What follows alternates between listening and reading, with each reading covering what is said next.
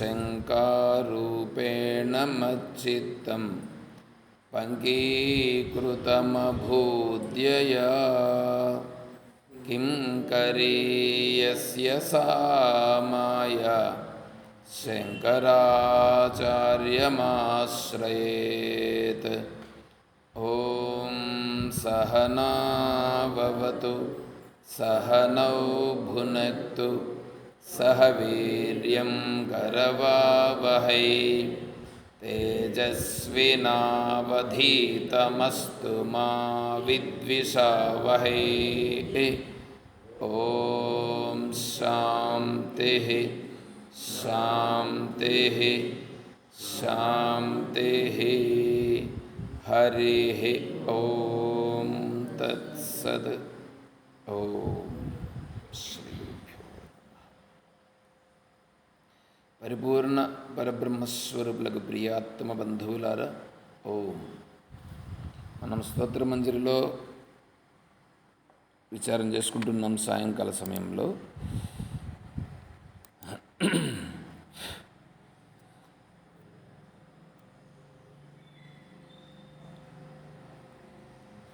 ఓం సర్వేషాం స్వస్తిర్భవతు.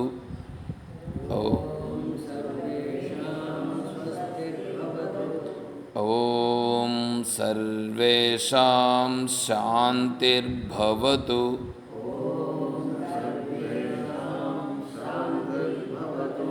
ఓం సర్వేషాం పూర్ణం భవతు.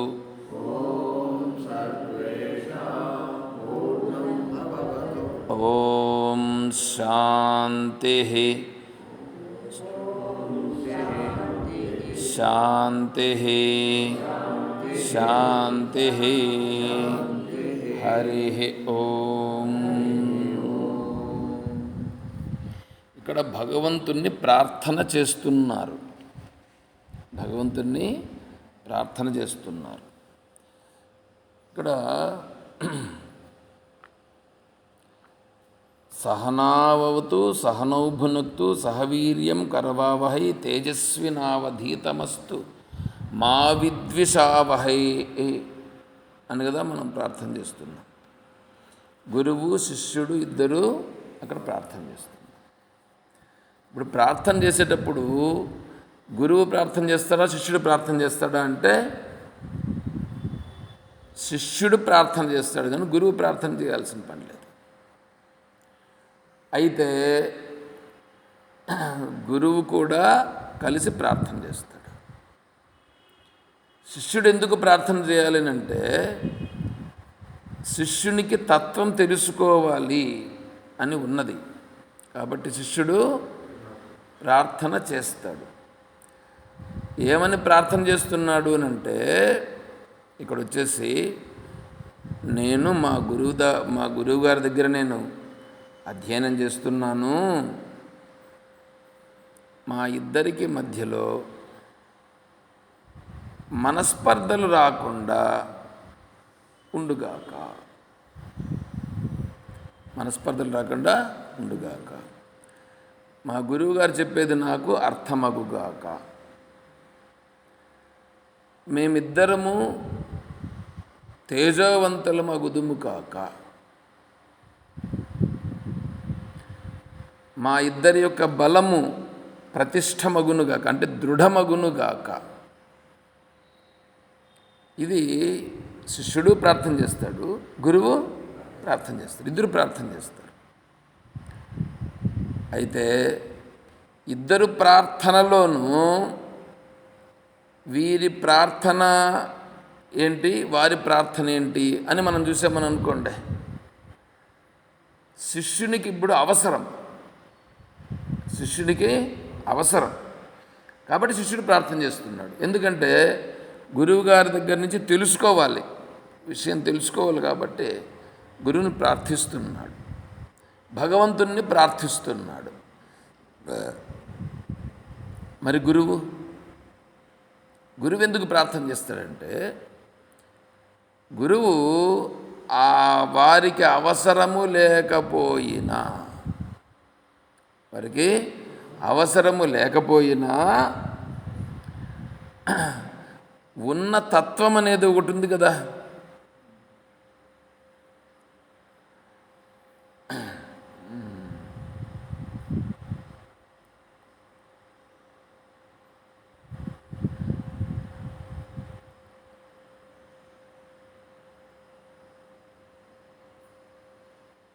వేదాంతో గురురీశ్వర.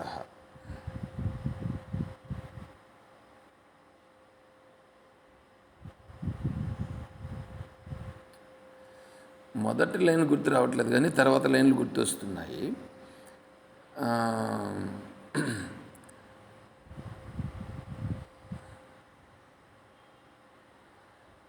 వేదాంతో గురురీశ్వర ఆజీవితస్త్రయీ సేవ్యాం. ఆజీవితం త్రయీ సేవ్యాం. వేదాంతో గురు ఈశ్వర ఆదౌ జ్ఞానాప్తయే పశ్చాత్ కృతఘ్నత్వ నివర్తయేత్. ఆజీవితం, ఆజీవితం అంటే జీవితము ఎంతకాలం ఉంటుందో అంతకాలము కూడా ముగ్గురిని సేవించవలయును. ముగ్గురిని సేవించాలి. ముగ్గురెవరు? వేదాంతము, గురువు, ఈశ్వరుడు. ముగ్గురు.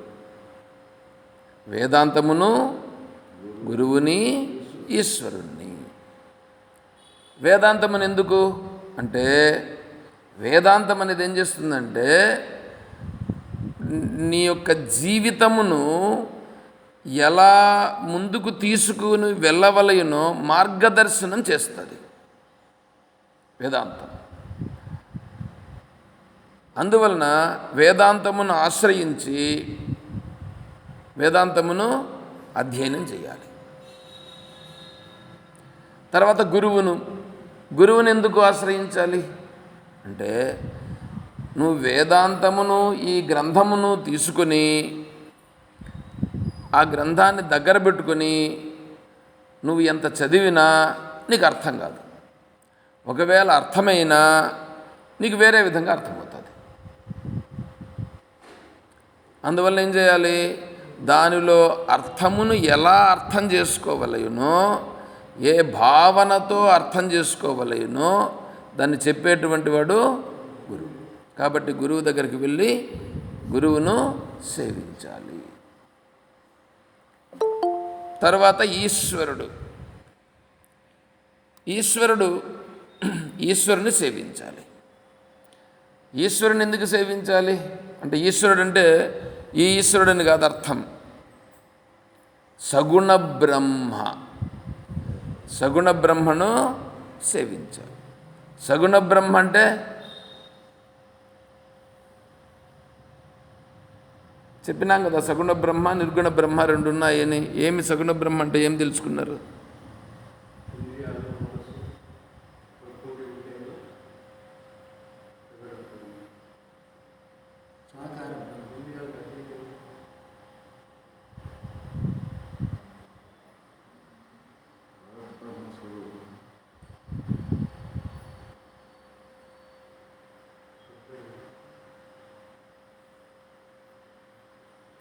మీరు పెన్నులు తెచ్చుకోరు, పేపర్లు తెచ్చుకోరు, మీ అంత గొప్ప మేధావులు ఇంకెవరు ఉండరు.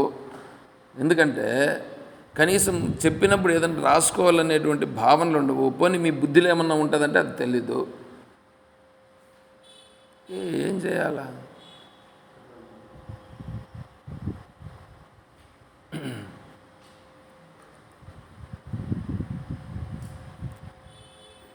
కనీసం సగుణ బ్రహ్మ అంటే ఏంటి చెప్పలేరు. ఇంక మీకు వేదాంతం కావాలా? ఏం చేయాలి? నేను సగుణ అంటే మీ గుణములు మూడు ఉన్నాయి. సత్వగుణం, రజోగుణం, తమోగుణము. సత్వగుణ, రజోగుణ, తమోగుణములతో కూడి ఉండేటువంటి బ్రహ్మ అది సగుణ బ్రహ్మ. నిర్గుణ బ్రహ్మ గుణములు లేనటువంటి బ్రహ్మ నిర్గుణ బ్రహ్మ చెప్పినాము.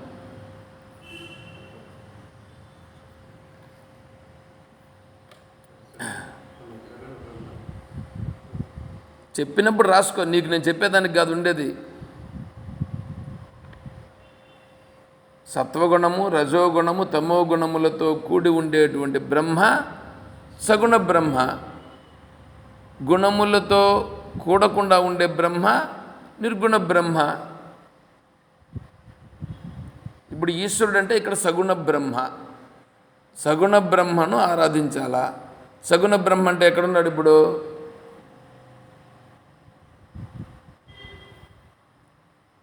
సత్వగుణము, రజోగుణము, తమోగుణం ఎక్కడున్నాయి? ఎంత జగత్తంతా ఉండేది అదే కదా.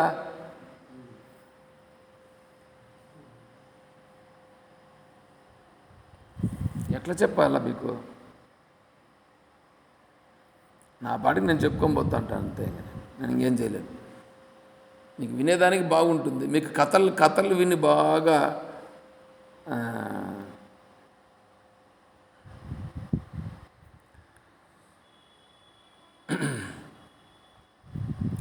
సగుణ బ్రహ్మ అంటే గుణములు, సత్వగుణము, రజోగుణము, తమో గుణము, 3 గుణాలతో తయారైంది ఈ జగత్తు.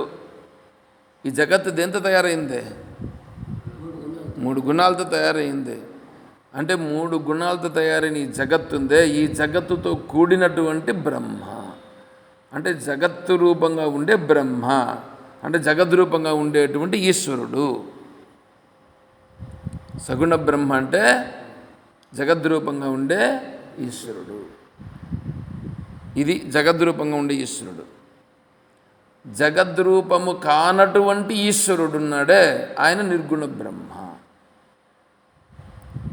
అంటే జగత్ అనేటువంటిది రాలిపోగా మళ్ళీ ఏది మిగులుతుందో అది నిర్గుణ బ్రహ్మ.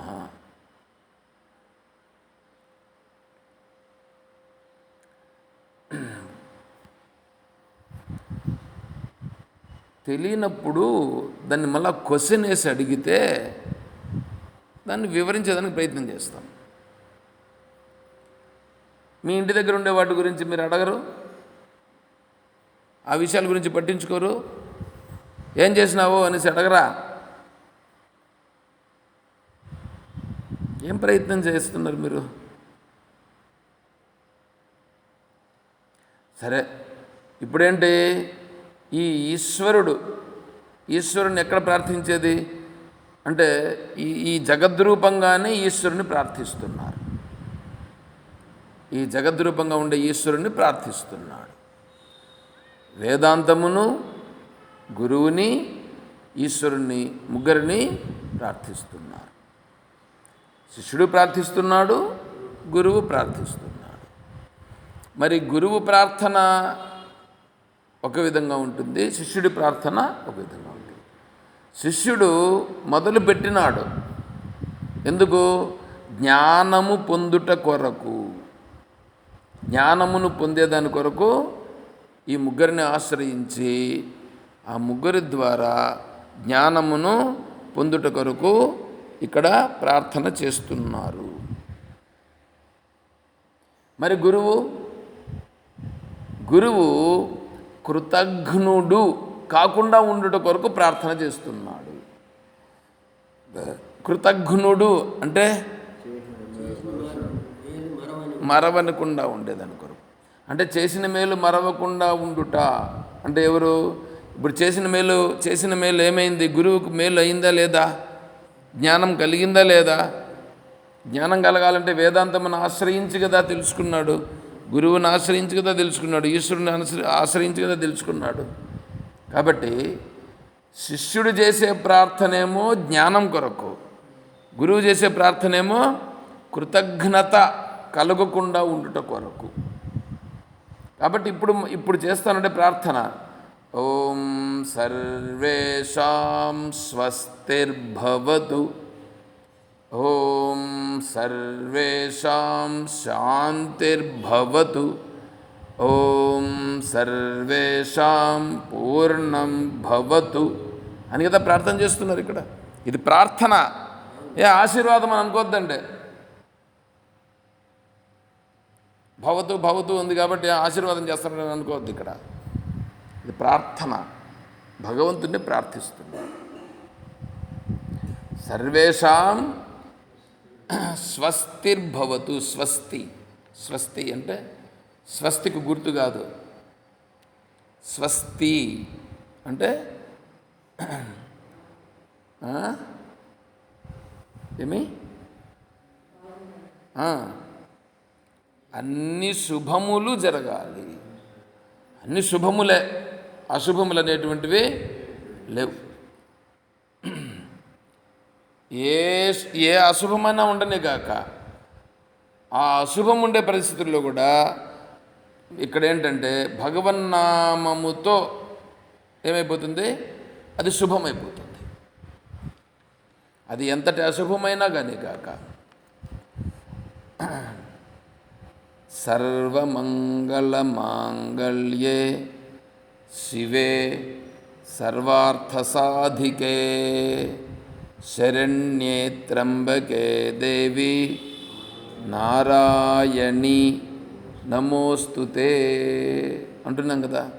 సర్వమంగళం, సర్వమంగళములను ప్రసాదించేటువంటిది నారాయణి.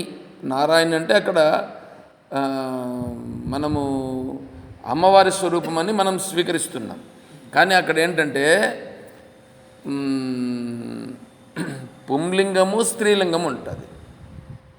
పుంలింగము స్త్రీలింగం అనేటువంటిది ఇక్కడ మనం చెప్పుకునేదానికి శబ్దములు ఉచ్చారణ చేసేటప్పుడు కూడా ఆ శబ్దములలో కూడా పుంలింగ ప్రయోగమని, స్త్రీలింగ ప్రయోగమని, నపుంసకలింగ ప్రయోగమని ప్రయోగించడం జరుగుతుంది. నపుంసకలింగాలు కూడా వస్తాయి. అట్లా భగవంతునికి పేర్లు. భగవంతుణ్ణి ప్రార్థించేటప్పుడు పురుషుని రూపంగా ప్రార్థించేటువంటి విధానం ఒకటి ఉంటుంది. తర్వాత రామః అన్నాడు అనుకోండి, అది పుంలింగ శబ్దం. రామాః అన్నాడు అనుకోండి, స్త్రీలింగ శబ్దం. తర్వాత రామన్ అని అనుకుంటాను, అది నపుంసకలింగం. అంటే రామున్నే ఇక్కడ స్త్రీలింగంగాను కొలవచ్చు, పుంలింగాను కొలవచ్చు, నపుంసకలింగంగా కూడా కొలవచ్చు. ఎందుకంటే భగవంతునికి ఏ లింగం ఉంది? స్త్రీ పుం నపుంసకం లైంగాం అథమథ పరాపరే. స్త్రీ కాదు, పురుషుడు కాదు, నపుంసకుడు కూడా కాదు. స్త్రీ కాదు, పురుషుడు కాదు, నపుంసకుడు కాదు భగవంతుడు. అటువంటి భగవంతుణ్ణి మనకు చెప్పేదానికోసం ఏం చేసిందంటే శాస్త్రము పుంలింగ స్వరూపంగా, స్త్రీలింగ స్వరూపంగా, నపుంసకలింగ స్వరూపంగా కూడా చెప్పింది. అంటే కొన్ని సందర్భాలలో సమయాన్ని, సందర్భాన్ని బట్టి చెప్పడం కొరకు స్త్రీలింగ రూపంగా కొన్ని సందర్భాల్లో చెప్పింది. ఇప్పుడంతా జరుగుతూ ఉండేది, అమ్మవారి ఉత్సవాలు ఇవన్నీ జరుగుతున్నాయి కదా. కాబట్టి ఇక్కడ స్త్రీలింగ స్వరూపంగా చెప్పడం జరిగింది. కొంతమందికి స్త్రీలంటే స్త్రీ స్వరూపాన్ని ఆరాధించడం ఇష్టం. వాళ్ళ మనస్సును తృప్తిపరిచి ఆ మార్గంలోనే వాడు ముందుకు వచ్చేదాని కొరకు స్త్రీలింగ శబ్ద స్వరూపంగా భగవంతుని గురించి చెప్పి అతను అలాగే ఉద్ధరింపబడేటట్లుగా చేసింది. ఇంకొంతమందికి పురుషుని రూపంగా ఇష్టం, అందుకని పురుష శబ్ద వాచ్యము చేత చెప్పి పురుష శబ్దము ద్వారా వాళ్ళు ఇష్టపడి వాళ్ళ మనస్సు అటువైపు ఆకర్షింపబడుతుంది. అందుకని ఆ మనస్సు ఆ పురుష శబ్ద రూపంగా ఆకర్షింపబడి ఆ రూపంగా భగవంతుణ్ణి ఆశ్రయించి తత్వాన్ని పొందేదానికోసం. తర్వాత భగవంతుడు నపుంసకలింగం. మనకు ఉపనిషత్తులు ఉండేటువంటివి 108 ఉపనిషత్తుల్లో 10 ఉపనిషత్తులు మాత్రము స్త్రీలింగము కానీ పుంలింగము కానీ చెప్పలేదు. 10 ఉపనిషత్తులు మాత్రం. మరి నపుంసకలింగాన్ని చెప్పాయంటే నపుంసకలింగం కూడా చెప్పలేదు. అంటే స్త్రీలింగము, పుంలింగము, నపుంసకలింగం మూడింటికంటే అతీతమైనటువంటి స్థితిని గురించి చెప్పడం జరిగింది. ఈశ, కేన, కఠ, ప్రశ్న, ముండక, మాండుక్య, ఐతరేయ, బృహదారణ్యక, ఛాందోగ్యోపనిషత్తు, తర్వాత చెప్పినాం కదా ఐతరేయము, ఈశ, కేన, కఠ, ప్రశ్న ముండక, మాండుక్య, బృహదారణ్యక, ఛాందోగ్యం, ఐతరేయోపనిషత్తు.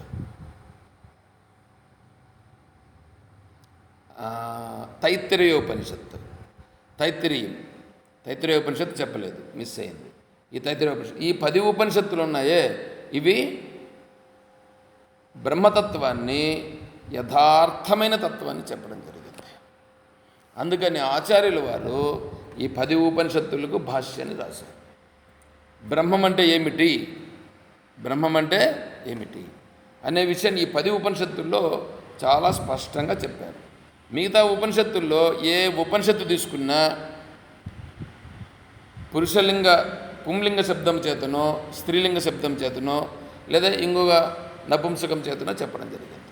అందువలన ఆ ఉపనిషత్తులను వారగబెట్టి ఈ దశోపనిషత్తులు మాత్రము ఆచార్యుల వారు భాష్యంను రాసినారని చెప్పారు. ఎందుకు చెప్తున్నామంటే, ఎటువంటి మంగళములు అమంగళములైనా సరే, అది ఎంతటి అపవిత్రమైనా సరే, ఆ అపవిత్రమైన ప్రదేశంలో ఉన్నప్పటికీ నువ్వు భగవన్నామమును స్మరిస్తే, భగవద్భావనలోనికి వెళితే అదేమైపోతుంది, మంగళమైపోతుంది, మంగళస్వరూపం. ఓంకారస్య అధశబ్దస్య ద్వావేతౌ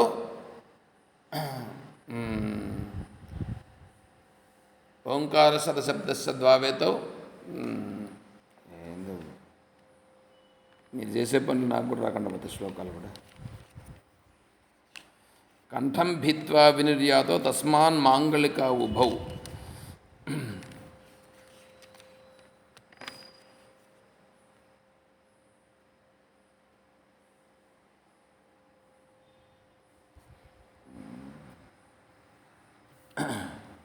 బ్రహ్మదేవుడు సృష్టి ఆరంభంలో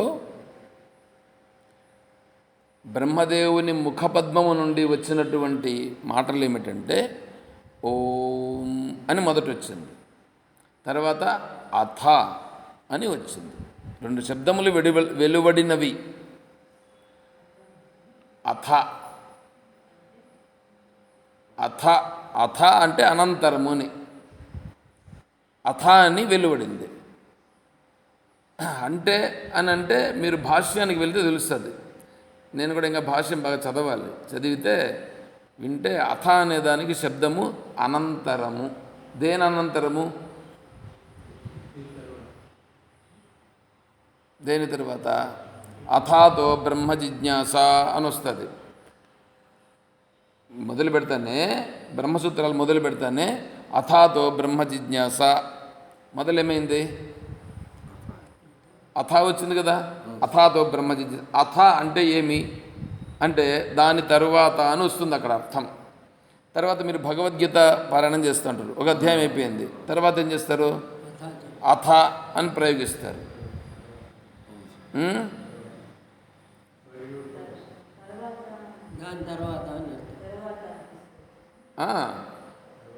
దేని తరువాత అని అని అక్కడ వస్తుంది. దేని తర్వాత అంటే నువ్వు ఏదో చేస్తున్నావు దాని తర్వాతనా, శాస్త్ర విచారణలోకి వచ్చేటప్పటికి దానికి అక్కడ అర్థం ఒకటి వస్తుంది. సాధన చతుష్టయ సంపన్న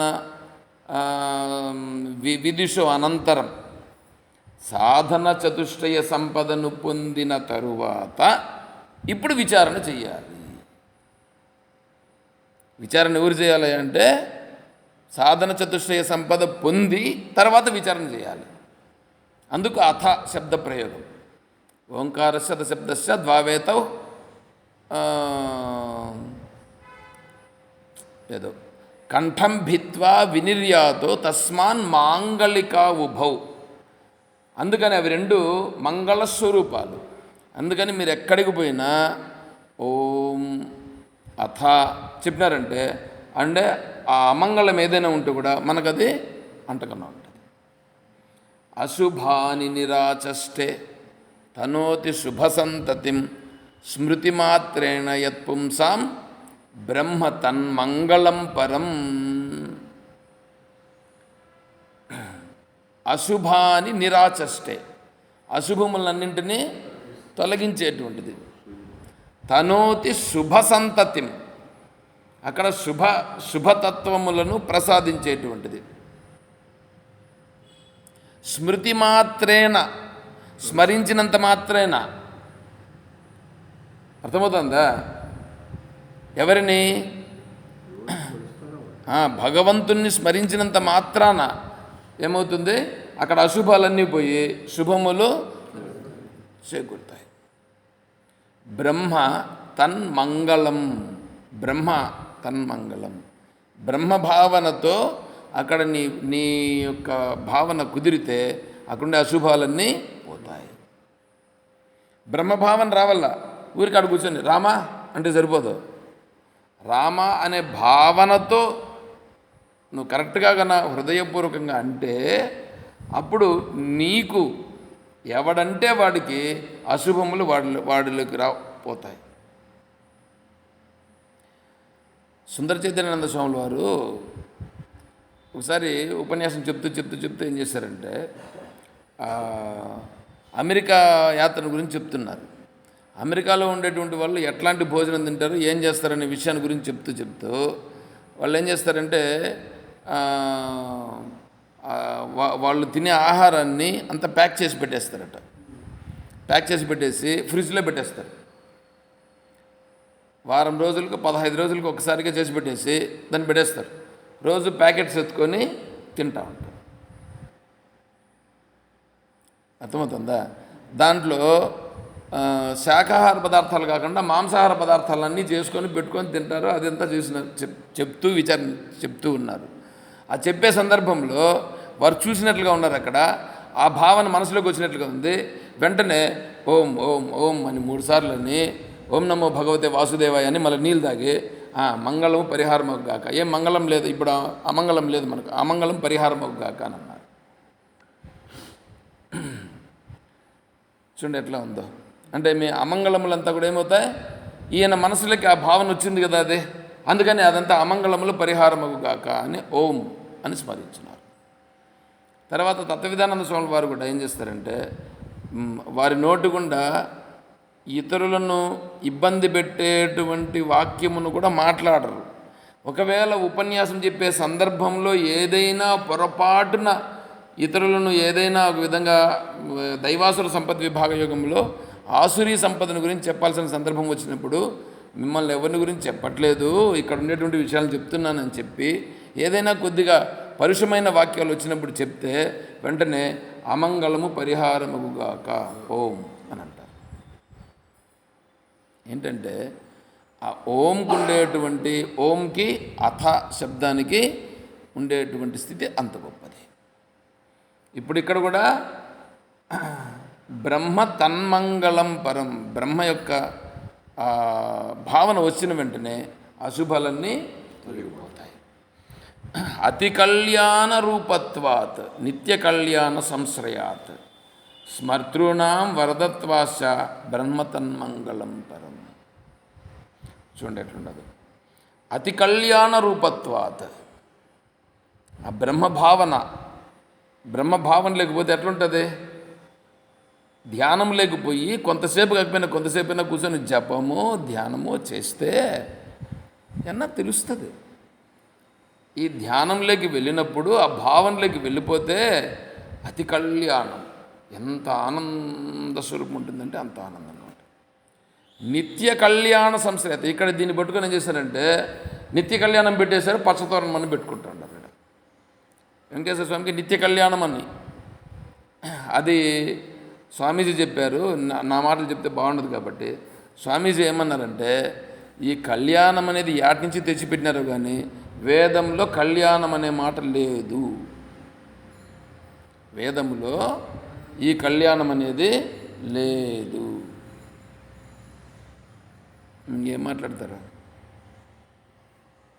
ఇవన్నీ మధ్యలో ఏమి చేసి పెట్టారు. ఇక్కడ అతి కళ్యాణ రూపత్వాత్ అంటే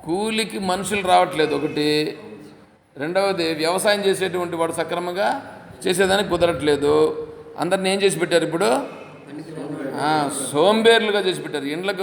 ఇంటి దగ్గరికి తెచ్చి బియ్యం ఇచ్చేది అంటే మీరు తింటూ కూర్చోండి ఇట్లా చేసి పెట్టి, ఇదే బాగుండడం అంటే? ఇదే అండి బాగుండడం అంటే? ధర్మో రక్షతి రక్షిత కృషితో నాస్తి దుర్భిక్షం. ఏమంటే వ్యవసాయాత్మిక బుద్ధి ఏకేహ కురునందన. ఇవి చెప్తా ఉంటే ఇట్లాంటివి కదా మనం చేయాలి. ఏమైనా చేస్తే అందరూ బాగుండాలి, అందులో నేను ఉండాలి. ఏంది అందరూ బాగుండేది? ఎట్లుంటే బాగుండేది? కావాల్సినవన్నీ నీ దగ్గరికి తీసి పెడితే చివరికి తినేదానికి కూడా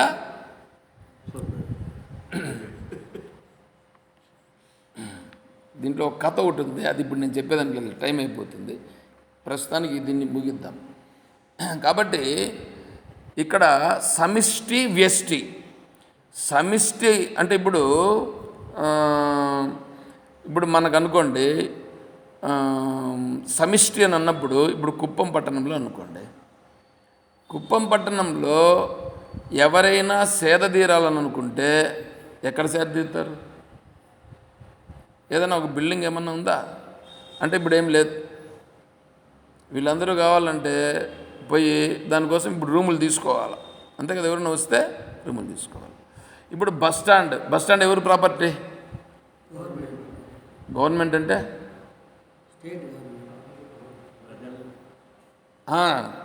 సమిష్టిది. గవర్నమెంట్ అంటే ఎవడు? అందరిది. అది సమిష్టికి సంబంధించింది అది. ఇప్పుడు దేవాలయం హిందువులది, చర్చి క్రైస్తవులది. అంటే ఇప్పుడు అందరిది సమిష్టిది అయిందా? ఒక భాగానిది అయింది. ఈ చర్చి వచ్చేసి ఒక భాగంది అయింది. దేవాలయము హిందువులది అనేటువంటి ఒకరిదైంది, ఒక వర్గానిది. మసీదు ముస్లిం ఒకరిదయింది. ఇప్పుడు ఇక్కడ సమిష్టిది ఎక్కడైంది? అది సమిష్టి కాదు. బస్ స్టాండ్ సమిష్టి, అందరిది.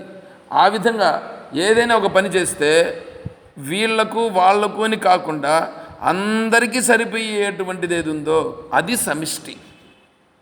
అట్లా సమిష్టికి సరిపోయేటువంటిది చేస్తే అది సమిష్టికి చేసినట్లు అక్కడ అవుతుంది. సమిష్టిని గురించి ప్రార్థిస్తున్నాడు ఇప్పుడు ఇక్కడ. నా వాళ్ళు, నా కులం వాళ్ళు, నా మతం వాళ్ళు, నా దేశం వాళ్ళు అని కాదు. సమిష్టి అందరూ స్వస్తి, అందరూ బాగుండాలి. చూడండి ఎంత ఉన్నతమైనటువంటి ప్రార్థన ఇక్కడ. ఇది గురువుగా ఉండేటువంటి అతను ఆ భావనలో ఉంటాడు. ఆ భావనలో ఉండి అదే భావనతో చేస్తాడు. శిష్యుడు ఆ భావనకు చేరుకునే దానికోసం ప్రయత్నం చేస్తున్నాడు. తర్వాత ఓం సర్వేషాం శాంతిర్భవతు. ఏమంటున్నారు? శాంతి అంటే కొట్లాడుతూ ఉంటే కన్నా ఓం శాంతి శాంతి శాంతి అది కాదు. కొట్లాడదని చెప్పడం కాదు. అంటే మనస్సు నిర్మలత్వంగా ఉండుట, మనస్సు నిర్మలముగా ఉండుట, ఉద్విగ్నము లేకుండా ఉండుట. ఎవరికి? సర్వేషాం అని అంటే సమిష్టి. అందరూ శాంతిగా ఉండాలి, అందరూ శాంతిగా ఉండాలి. ప్రార్థన చూడండి, మనం దేవుని దగ్గర పోయి ఏం ప్రార్థన చేస్తున్నాం? కళ్ళు మూసుకుంటానే ఏం గుర్తొస్తుంది? కళ్ళు మూసుకుంటానే ఏం గుర్తొస్తుంది? లెక్కేసుకోండి. ఈడేముండదు లెక్కేసుకోండి. ఓం సర్వేషాం పూర్ణం భవతు. పూర్ణం భవతు. పూర్ణం మనం పూర్ణాలు చేస్తారు కదా, పూర్ణం పేరు వచ్చింది దీని నుంచి వచ్చింది. ఆ పూర్ణం దీని నుంచి అపూర్ణం అనే పేరు వచ్చింది. సరే మనోళ్ళు పూర్ణం తింటారు కానీ పూర్ణం అంటే ఏమో తెలియదు. పూర్ణం అని అంటే పూర్ణం అనేటువంటిది ఇప్పుడు సున్నా పెడతారు చూడండి. సున్నకి ఏం పేరు? సున్నని ఏమని పిలుస్తారు? సున్నా అని పిలుస్తారు. ఇంకా పూజ్యం అని అంటారు. ఏమంటే పూజ్యం అని ఎందుకు అనాలి? మిగిలిందా? పూజ్యము అని అంటే పూజింపదగినది. ఎందుకంటే సర్వము ఉన్నటువంటిది. సర్వం. సున్నకు విలువ లేదని అంటారు కొంతమంది.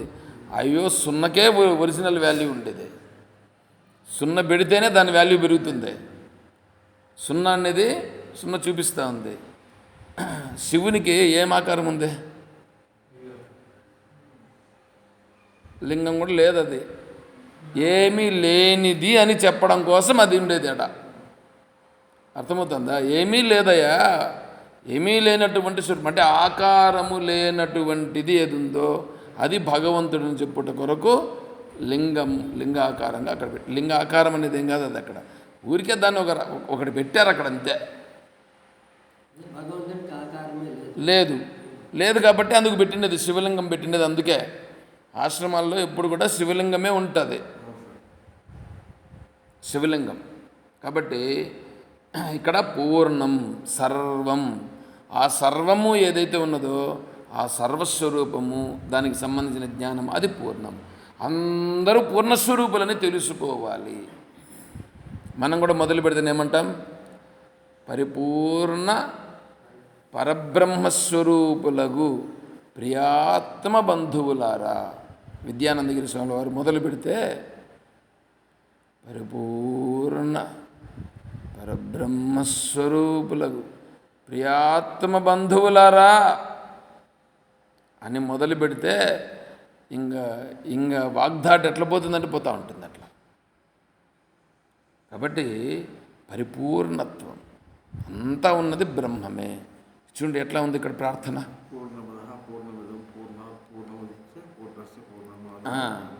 అంతా అదే. కాబట్టి ఇప్పుడు సర్వం ఇది. శిష్యుడేమో ఆ భావనను చేరుకున్నట్టు కొరకు ప్రార్థన, గురువుగారేమో ఆ భావనలో ఉంటూ ఆ భావనను ఒకసారి స్మరించుకుని అందులో లయం కావడం, అందులో ఆ భావంలో తన్మయత్వమును పొందుట. ఇవి కోరుకోవాలి ఈశ్వరుణ్ణి. ప్రార్థన ఇది రావాలి. అర్థమవుతుందండి? అందుకోసం ఇక్కడ చూడండి ఎంత ఇదిగా పెట్టి. తర్వాత ఓం శాంతి శాంతి శాంతి 3 సార్లు శాంతి చెప్తారు. 3 సార్లు ఎందుకు శాంతి చెప్పాలా? 2 సార్లు చెప్పచ్చు కదా, లేదా 1 సారి చెప్పచ్చు కదా, లేదా 4 సార్లు చెప్పచ్చు కదా, లేదా 5 సార్లు చెప్పచ్చు కదా. అంటే కాదు. దుఃఖములు 3 రకాల దుఃఖములు ఉన్నాయి. ఆధ్యాత్మిక దుఃఖము, అది భౌతిక దుఃఖము, అది దైవిక దుఃఖం. తాపత్రయములు. ఈ 3 రకాల దుఃఖములు నాకు ఉపశమనము కలుగుగాక, నాకు ఉపశమనము కలుగుగాక, లేకుండా ఉండుగాక. సర్వమునందు ఇటువంటి శాంతి నెలకొనుగాక. చాలండి. దీన్ని ఇంకా నేను వివరిస్తే ముందు చెప్పుకున్నట్లుగా ఇది ఎక్కువ అవుతుంది. ప్రస్తుతానికి చాలు మనకు అర్థమయ్యే దానికోసం. కాబట్టి ప్రార్థన అంత గొప్ప ప్రార్థన. మనం రోజు ప్రార్థన చేస్తూ ఉన్నాం, మంచి ప్రార్థనలు చేస్తున్నాం, కానీ భావం లేక మాత్రము పోవడం లేదు. ఇప్పుడు తెలుస్తుంది కదా. తెలిసిన తర్వాత మనకు కనీసం ఆ భావం లేకన్నా పోవడం కోసం ప్రయత్నం చేయాలా. ఇంతవరకు పెట్టుకొని ఆ దాటితేనే మళ్ళీ అడిగితే నాకేమో గుర్తులేదు అనొద్దండి. పెట్టుకోండి, ఆలోచన చేయండి. ఆలోచన చేసి అట్లా చేస్తూ చేస్తూ చేస్తూ వస్తే అప్పుడేమవుతుంది? అది పడుతుంది. అందరూ పుడతాను నేర్చుకున్నారు, అన్నీ పుడతానే అందరూ నేర్చుకోలేదు కదా, కొంచెం కొంచెంగా కదా నేర్చుకున్నారు. కాబట్టి మనం కూడా ఏం చేయాలో చిన్న చిన్నగా నేర్చుకోవాలి. తర్వాత ఇంకోటి ఏమంటే, నేను రేపు సాయంకాలం క్లాస్ నుంచి నేను ఉండను. ఒక 4 రోజులు సెలవు తీసుకుంటున్నాను. తిరిగి శనివారం రోజు నేను మళ్ళీ శనివారం రోజు సాయంకాలం క్లాసులో కలుద్దాం. అది రేపు తెల్లవారు ఉంటుంది. రేపు తెల్లవారి క్లాస్ ఉంటుంది. రేపు సాయంకాలం క్లాస్ ఉండదు. శనివారం రోజు సాయంకాలం క్లాస్ ఉంటుంది.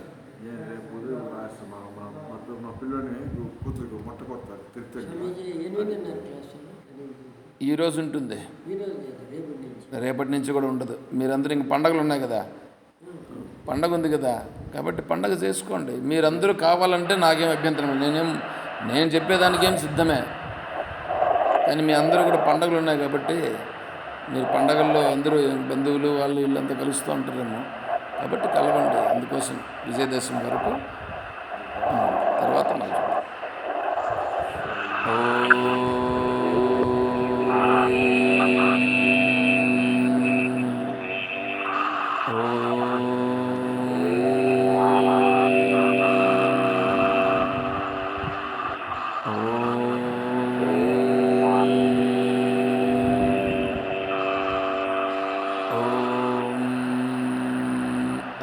असतो मा सद्गमय ॐ तमसो मा ज्योतिर्गमय ॐ मृत्योर्मामृतं गमय ॐ शान्तिः शान्तिः शान्तिः। हरिः ॐ तत्सत्। ॐ सर्वं श्री सद्गुरुचरणारविन्दार्पणमस्तु। ओम जय बोलो श्री कृष्ण परमात्मा की जय, बोलो गीता माता की जय, बोलो भक्त मंडली की। हर नमः पार्वती पतये, हर हर महादेव। जय सीताराम। हरि ओम तत्सत्। ओम हरि ओम। हरि ओम हरि ओम।